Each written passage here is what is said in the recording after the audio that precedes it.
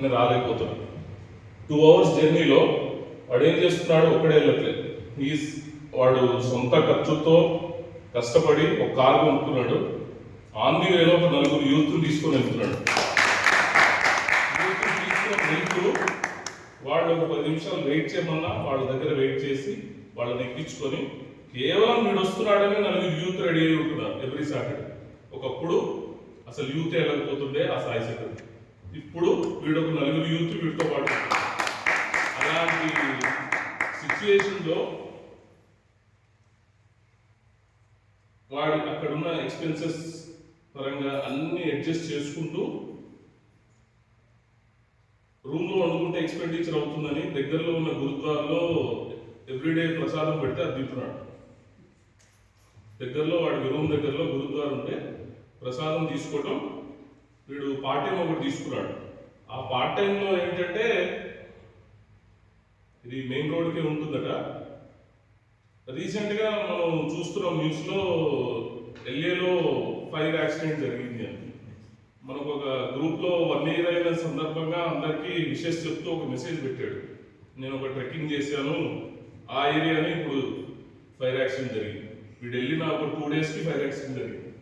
వెళ్ళి వచ్చిన ఒక 2 daysకి. అంటే కొండకి అవతల ఫైర్ యాక్సిడెంట్ జరిగింది, వీడు యువతలు ఉంటున్నాడు. ఆ ట్రెక్కింగ్ చేసి వీడు కొండ అవతల చూసేసి మనకు అంతా షేర్ చేసి 1 year అయిందని చెప్పాడు. వీడు ఇది పార్ట్ టైం జాబ్ ఏంటంటే ఒక గ్యాస్ స్టేషన్ అంటే ఇక యుఎస్లో అంతా లీగల్. డ్రగ్స్ దగ్గర నుంచి అంతా ఎవ్రీథింగ్ ఈజ్ లీగల్. ఎవరు ఎటువంటి వాళ్ళు వస్తారో మనకి తెలియదు. సో 15 days బిఫోర్ వాడు ఏం చేశాడంటే ఒక 2 weeks కంటిన్యూస్గా వీడే షిఫ్ట్ చేస్తూ ఉన్నాడు. కంటిన్యూస్గా అంటే షిఫ్ట్ అంటే ఇప్పుడు నేను ఒక రోజు చేస్తే ఇంకొక రోజు చేయడం అలా ఉంటుంది. వీడికి ఏంటంటే షిఫ్ట్ ఎవరైనా చేశారనుకోండి వీడికి రావాల్సిన పేమెంట్ తగ్గిపోతుంది. లక్కీలీ స్వామి కంటిన్యూస్గా 2 weeks ఇచ్చారు. 2 weeks చేయడం వీడు స్ప్రెడ్ అయిపోతున్నాడు, హెల్త్ ఇష్యూస్ వస్తున్నాయి, అయినా కూడా కంటిన్యూస్గా చేస్తున్నాడు. 1 fine day రెగ్యులర్గా చేసే ఒక లేడీ నేను చేస్తాను సాయి నువ్వు రావద్దు ఈరోజు అని చెప్పి వాడిని వద్దని చెప్పేసి తను చేసింది. తను చేయడం వల్ల వాడు కొంచెం ఫీల్ అయ్యాడు. అంటే నా రెగ్యులర్ షెడ్యూల్లో ఒక రోజు మిస్ అయింది అన్న బాధతో వాడు ఫీల్ అయితే అనుకోకుండా అదే రోజు రాబరీ జరిగింది. అంటే ఒక 5-6 members వచ్చి తన మీద అటాక్ చేశాడు. అటాక్ చేసి ఆల్మోస్ట్ ఇక షూట్ చేసే పరిస్థితిలో తనని నీళ్ళు చేయించి, తను ఓల్డ్ ఏజ్ 50+ ఉంటుంది, తను కనీసం కూర్చోలేదు అంటే తను బలవంతంగా నీళ్ళు చేయించి గన్ పెట్టేసి మొత్తం అక్కడ ఉన్నదంతా రాబరీ చేసి తీసుకొని వెళ్ళిపోయినారు. సేమ్ డే వీడు మిస్ అయినాడు. పోనీ అది స్వామి మనల్ని వాడిని కాపాడారు అనుకుంటే అక్కడ మనం ఇంకోటి ఏంటంటే ట్విస్ట్ ఏంటంటే ఇన్ కేస్ వీడు అదే పొజిషన్లో ఉండి వాళ్ళు ఏమి హామ్ చేయకపోయినా కూడా వీడికి ఇంకో రకంగా హామ్ ఉండేది. స్టూడెంట్స్ అక్కడ చదువుకునే పిల్లలు జాబ్ చేయడం అనేది ఇల్లీగల్. ప్రజెంట్ ఉన్న కొత్తగా వచ్చిన రూల్స్ అండ్ రెగ్యులేషన్స్లో ఇన్ కేస్ ఎవరైనా స్టూడెంట్ జాబ్ చేస్తూ కనిపిస్తే టోటల్గా వాళ్ళ పాస్పోర్ట్ రిజెక్ట్ చేసేసి డే పంపించేస్తారు. సో 2 రకాలుగా స్వామి అని సేవ్ చేశారు.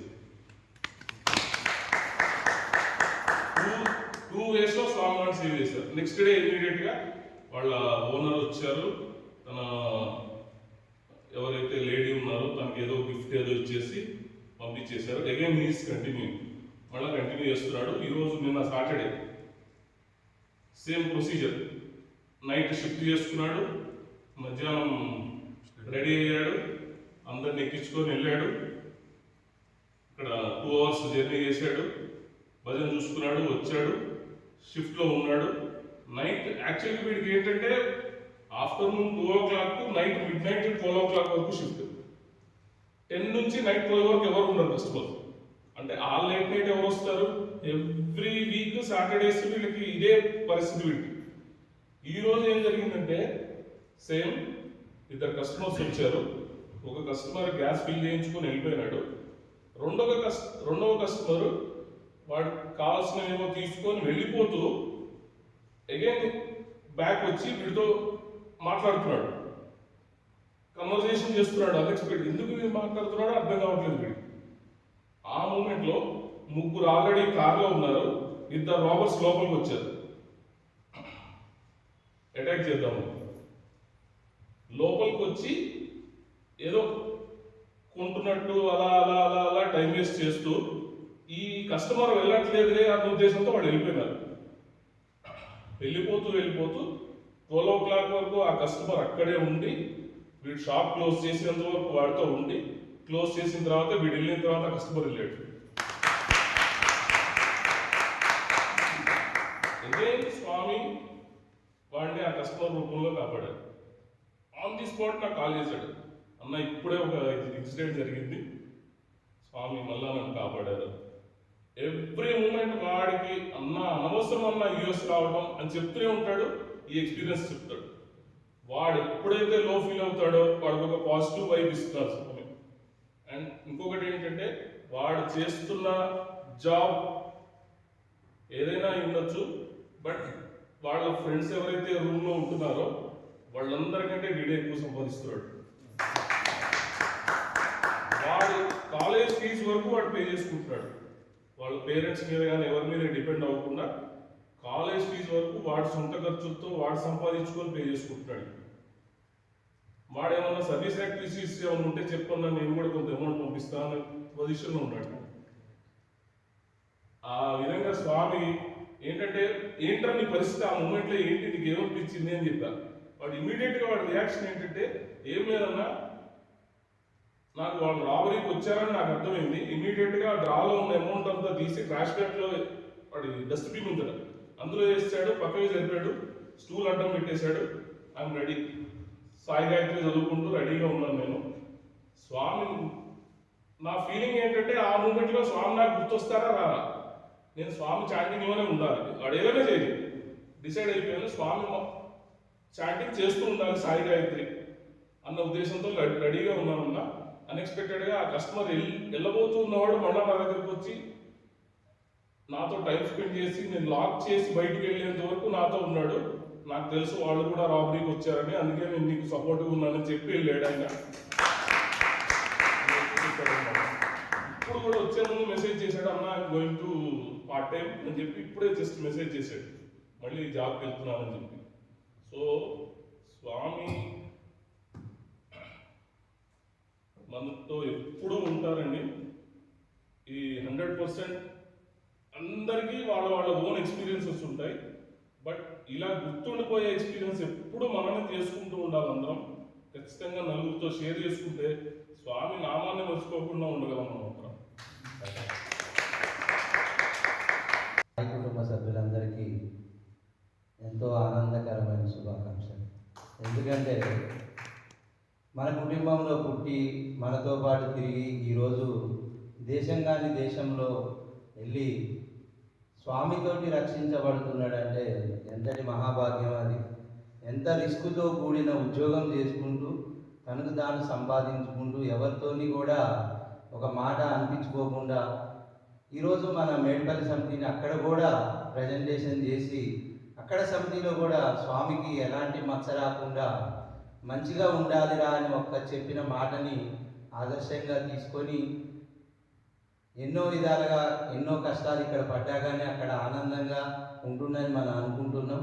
ఇప్పుడు దుర్గాప్రసాద్ చెప్పిన విషయాలు వింటే వానికంటే 100 సార్లు ఇక్కడ ఏ కష్టం చేసైనా బతకొచ్చు మన దేశంలో మనం అనేది స్వామి ఎన్నోసార్లు మన దేశాన్ని వదిలిపెట్టొద్దు, మన దేశంలోనే ఉండండి, ఇండియాలోనే ఉండండి, అన్ని దేశాల కంటే మన భారతదేశం చాలా గొప్పది, పుణ్యభూమి అని చెప్పిన విషయాలు మనందరం కూడా మనం చేసుకొని మన పిల్లల్ని బయటికి పంపించే కంటే వీలైనంత వరకు మన దగ్గర ఉంచుకొని వాళ్ళకి కావాల్సిన ఏర్పాట్లు చేస్తే బాగుంటుంది అనే ఉద్దేశం నాకు కూడా ఉంది.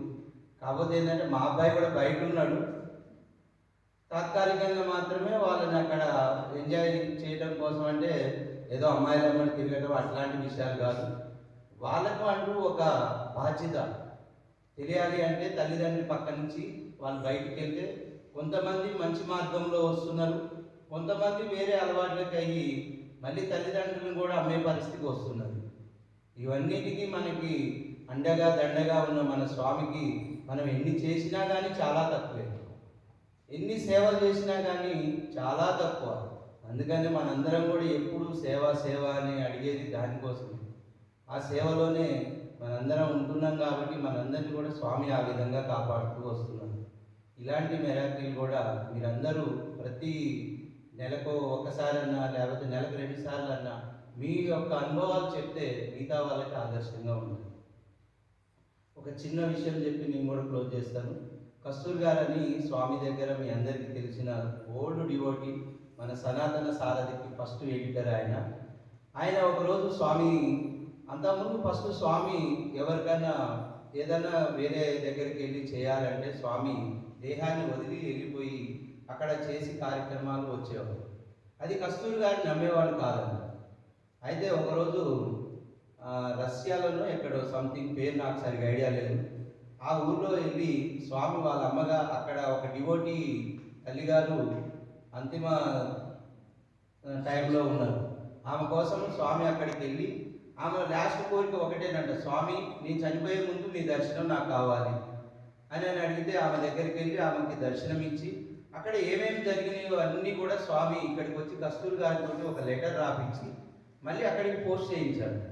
ఆ పోస్ట్ చేసిన తర్వాత వారం రోజుల్లో మళ్ళీ అక్కడి నుంచి రిటర్న్ ఒక లెటర్ వచ్చింది.